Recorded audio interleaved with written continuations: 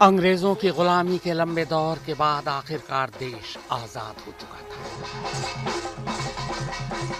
राज्य रजवाड़ों के दिन लग चुके थे।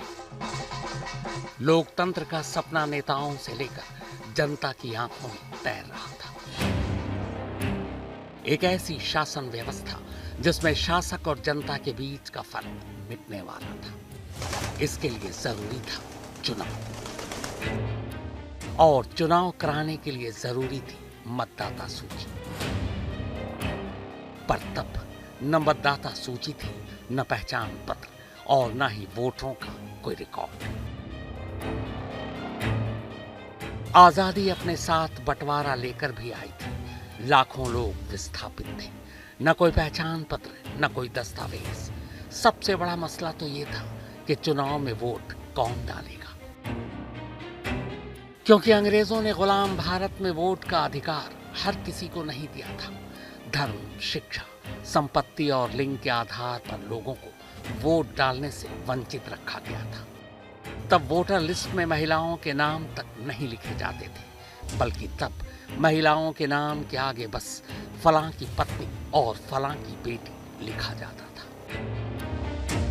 इन सारी मुश्किलों के बीच आजाद भारत के पहले चुनाव आयोग के सामने सबसे बड़ी चुनौती देश में पहला चुनाव कराना था, और ये जिम्मेदारी सौंपी गई देश के पहले चुनाव आयुक्त सुकुमार सेन। चुनाव आयोग को पहला चुनाव कराने के लिए शून्य से शुरुआत करनी थी। वक्त लगा, पर तैयारी जारी रही। तय हुआ कि आजाद भारत में हर वयस्क को वोट का अधिकार होगा। महिलाएं किसी की पत्नी या बेटी के नाम पर नहीं, बल्कि अपने नाम से वोट डालेंगी। आजादी के बाद अगले 4 सालों तक देश को पहले चुनाव का इंतजार करना पड़ा, और फिर आखिरकार वो दिन आ ही गया। 25 अक्टूबर 1951, यही वो ऐतिहासिक तारीख थी जब आजाद हिंदुस्तान के 20 करोड़ से ज्यादा हिंदुस्तानियों ने पहली बार खुद के लिए वोट डाला। तब पेटियों में सिर्फ वोट नहीं गिरे थे, बल्कि गिरी थी 200 साल की बेबसी। टूटी थी पहचान की बेड़ियां। पहली बार किसी की बीवी या बेटी नहीं, बल्कि सुनीता, सुशीला, रुक्मणी, रुखसाना, मरियम वोट डाल रही थी। देश का पहला चुनाव बेहद सादगी के साथ पूरा हुआ। तब चुनावी प्रचार डुगडुगी बजाकर किया जाता था, और नेता बैलगाड़ी और साइकिल पर बैठकर चुनावी प्रचार किया करते थे। लोकसभा के लिए हुए इस पहले चुनाव के अगले ही साल 4 फरवरी से 24 फरवरी 1952 के बीच बिहार विधानसभा की 276 सीटों के लिए पहली बार चुनाव हुआ। पहले चुनाव की कामयाबी ने विंस्टन चर्चिल जैसे बड़बोले नेताओं की उन दम भरे बयानों का जवाब दे दिया कि भारत में लोकतंत्र कभी पनप नहीं सकता। यह हिंदुस्तान की जनता की ताकत है, और देश को संविधान देने वाले नेताओं की सोच का नतीजा कि लोकतंत्र आज भी कायम है। लेकिन जनता के लिए, जनता के द्वारा की चुनावी व्यवस्था कैसे 5 साल बाद ही बाहुबलियों के लिए बाहुबलियों के द्वारा बदलती चली गई।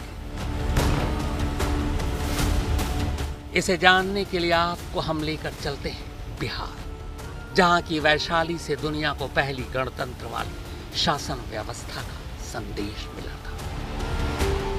अब 1957 का साल आ चुका था। देश में दूसरी बार चुनाव होना था। तब पूरे देश का चुनाव एक साथ हुआ करता था। 57 में बिहार विधानसभा के लिए दूसरी बार चुनाव हुआ, और यही वो साल था जिसने पहली बार राजनीति में मसल पावर, बूथ कैप्चरिंग, वोटरों को धमकाने और जबरन चुनाव जीतने की ऐसी बुनियाद रखी, जिससे आज 68 साल बाद भी बिहार उबर नहीं पाया है। उल्टे इस मामले में आगे ही बढ़ता गया।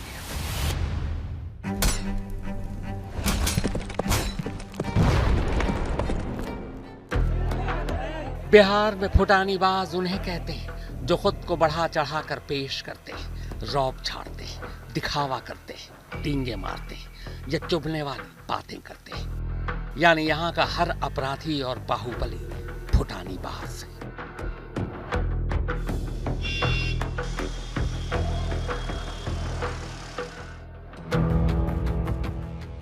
यह सिवान में मौजूद जीरादेई रेलवे स्टेशन है। इसी रेलवे स्टेशन से 3 अलग अलग लोग 3 अलग अलग वक्त में दिल्ली के लिए ट्रेन पकड़ते हैं। पहला शख्स जो दिल्ली पहुंचता है वो देश का राष्ट्रपति बनता है, राष्ट्रपति भवन में पहुंचता है, राजेंद्र बाबू यानी डॉक्टर राजेंद्र प्रसाद। दूसरा शख्स इसी जीरादेई से दिल्ली जाकर उसी राष्ट्रपति भवन को बेच देता है अपनी कलाकारी से। नाम था नटवरलाल, मिस्टर नटवरलाल। तीसरा शख्स इसी जगह से दिल्ली पहुंचकर सीधे लोकसभा में पहुंचता है, डॉन शहाबुद्दीन।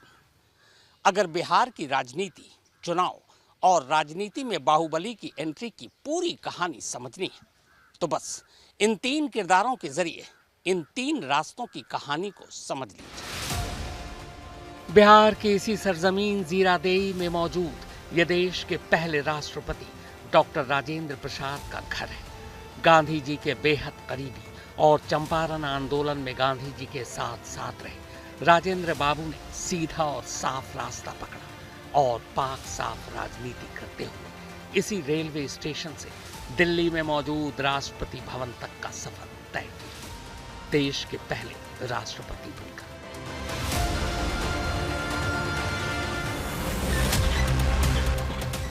जीरादेई में राजेंद्र बाबू के इसी घर से फकत 2 किलोमीटर की दूरी पर यह खंडहर कभी घर हुआ करता था। इस घर का एक लड़का भी इसी रेलवे स्टेशन से दिल्ली पहुंचता है, पर उसे राजनीति में कोई दिलचस्पी नहीं थी। इसीलिए न उसे विधानसभा जाना था, न लोकसभा और न ही राष्ट्रपति भवन।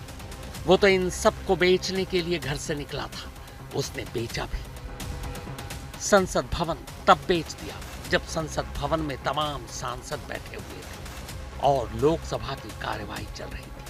अपने पड़ोसी राजेंद्र बाबू के सरकारी घर राष्ट्रपति भवन को भी उसने बेच डाला था। बिहार के इसी जीरादेई से निकलने वाले उस लड़के का नाम नटवरलाल था। एक ऐसा नाम जो मुहावरा बन गया। साल में 52 हफ्ते होते हैं, ताश में 52 पत्ते, और उन्होंने अपने 52 नाम रखे। लेकिन एक नाम जिससे आज भी उन्हें जाना जाता है वो एक ही है, नटवरलाल, मिस्टर नटवरलाल। सिवान के जीरादेही में ये वही घर है जहां मिथिलेश कुमार श्रीवास्तव यानी नटवरलाल का जन्म हुआ था। शुक्र है उन्होंने राजनीति में कदम नहीं रखा, वरना क्या पता देश के पूरे चुनाव को ही ठग लेते। राजेंद्र बाबू और नटवरलाल के घर से कुछ किलोमीटर की दूरी पर यह घर उस डॉन का है जिसने विधानसभा या लोकसभा किसी को नहीं बख्शा। फुटानीबाजी ऐसी कि जेल से ही चुनाव जीत जाता, जो जेल में अपना दरबार लगाया करता। नाम शहाबुद्दीन था।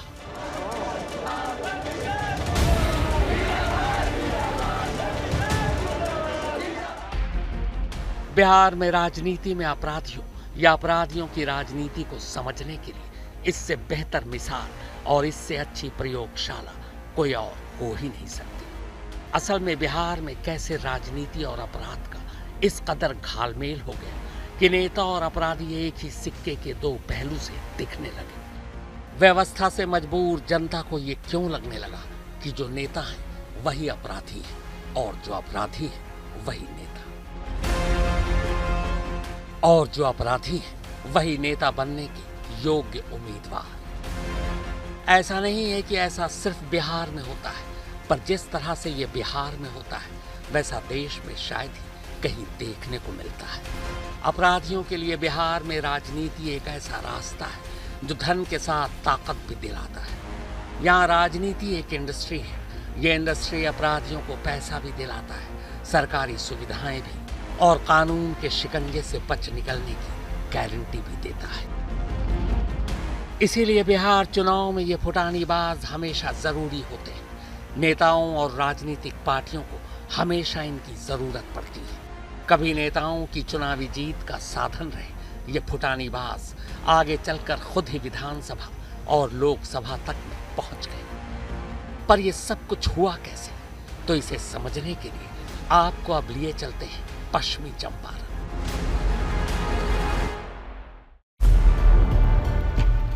यह वही चंपारण है जिसके पूर्वी इलाके से महात्मा गांधी ने सत्याग्रह और अहिंसा के सिद्धांतों का हिंदुस्तान की जमीन पर पहला प्रयोग किया था।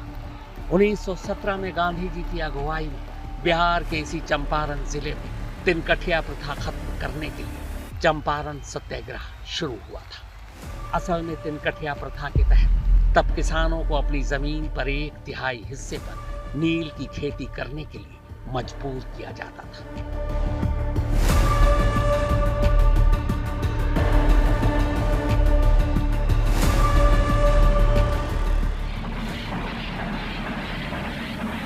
गांधी जी के यहाँ आने के बाद अंग्रेजों को झुकना पड़ा और 1918 में इस प्रथा को खत्म कर दिया गया। इसी एक आंदोलन की कामयाबी ने आज़ादी के लिए आगे के आंदोलन का एक रास्ता दिखाया।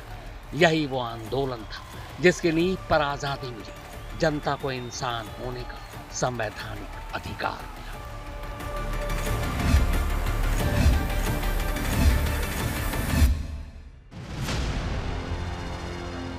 मगर इसे इस इलाके का इतिहास कहेंगे या फिर इत्तेफाक।